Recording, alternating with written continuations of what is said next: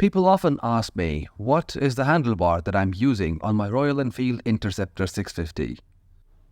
I get asked about the general setup or what bars I'm running and all of the different things that I have up here.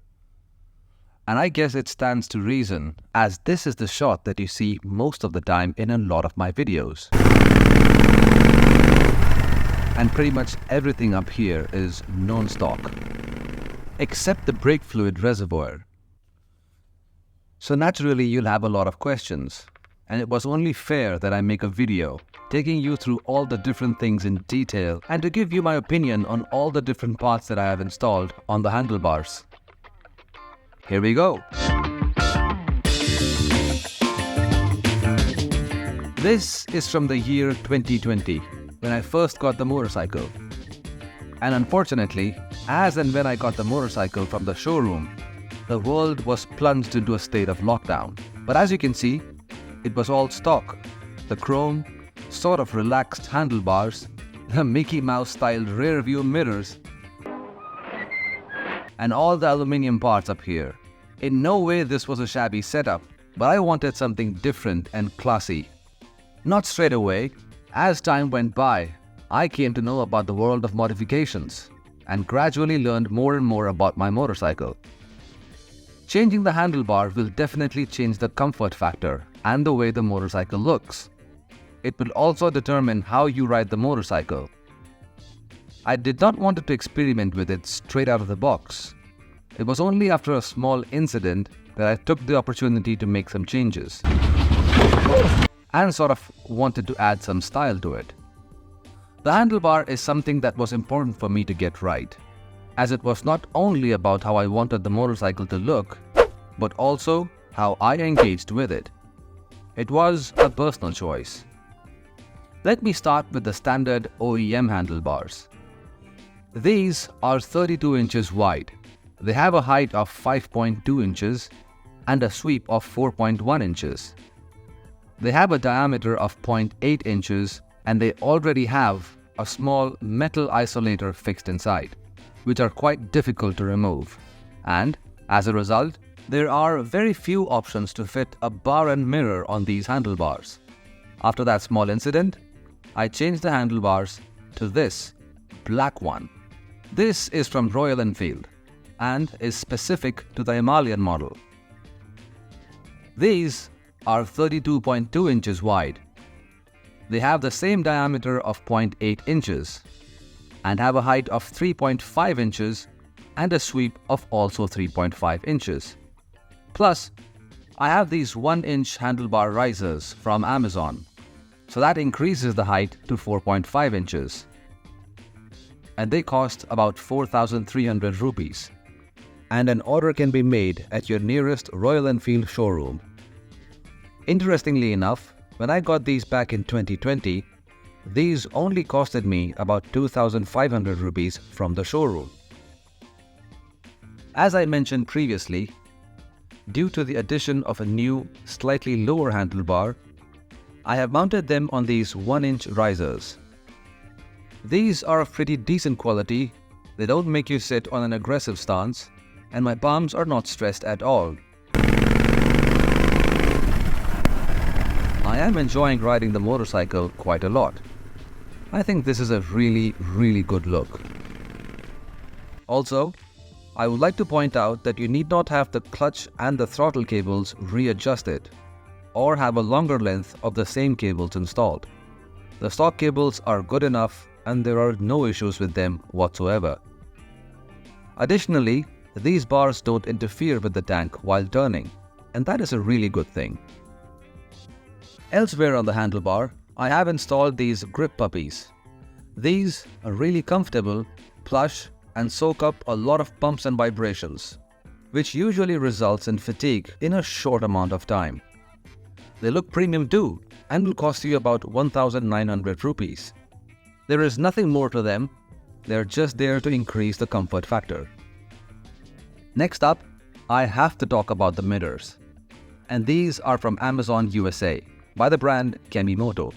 They come in an anodized black and are made up of CNC billet aluminium.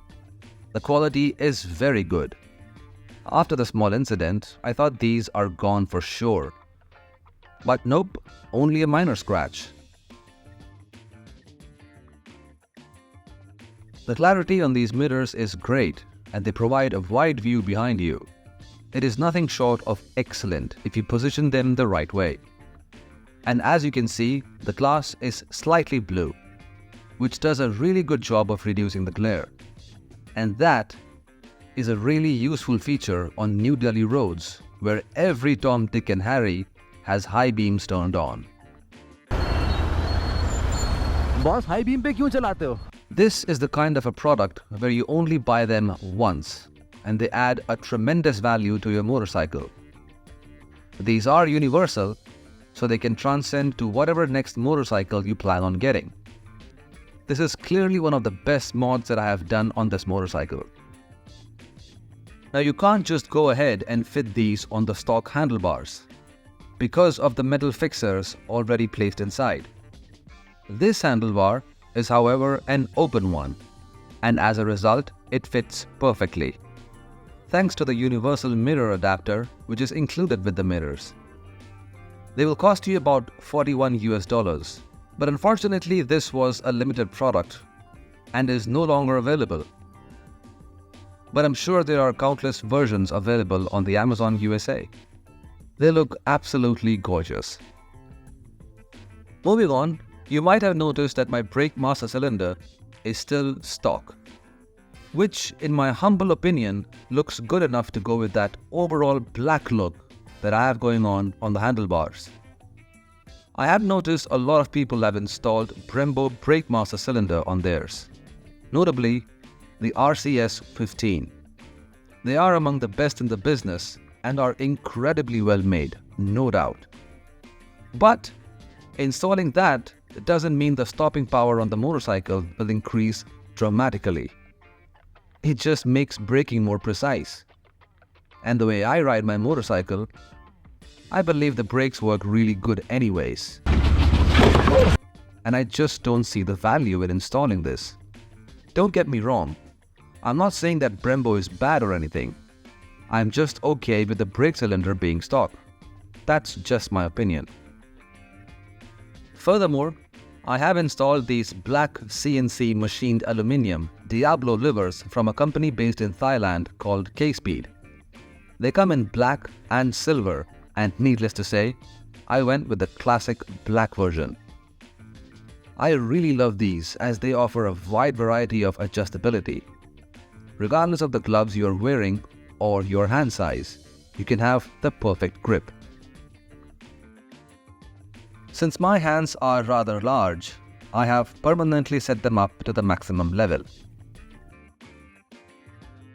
However, when I give the motorcycle to my friends to ride, they often say that the levers just feel premium and are comfortable, thanks to the adjustability factor. Next on the handlebars, this is the quad-lock phone mount with the added vibration damper. This is made in Australia and they have been in the business for quite some time.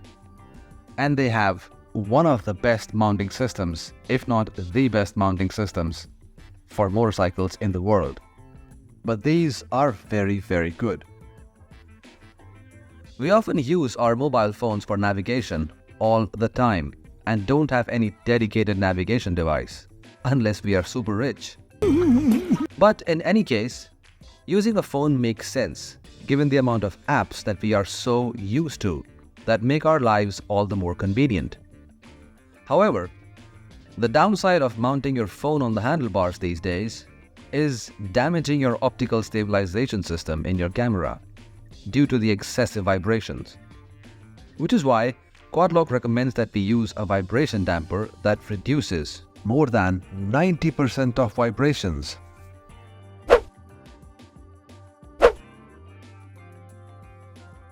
As you can see that it moves in all the directions and cushions those excessive vibrations. Now with the Quadlock mount, you need to use your phone with a specific Quadlock case, which makes mounting it very easy. In just a matter of seconds, you can mount and dismount your phone. Modifying the handlebar is rather a personal thing, and this setup works well for me. As always, links to these items on the video will be in the description below, so you can also get these items should you feel the need to. If you enjoyed this video and found it useful, then consider leaving a like and subscribing, as that really helps my channel grow. Thank you so much for your time once again. Ride safe, and I'll see you in the next one.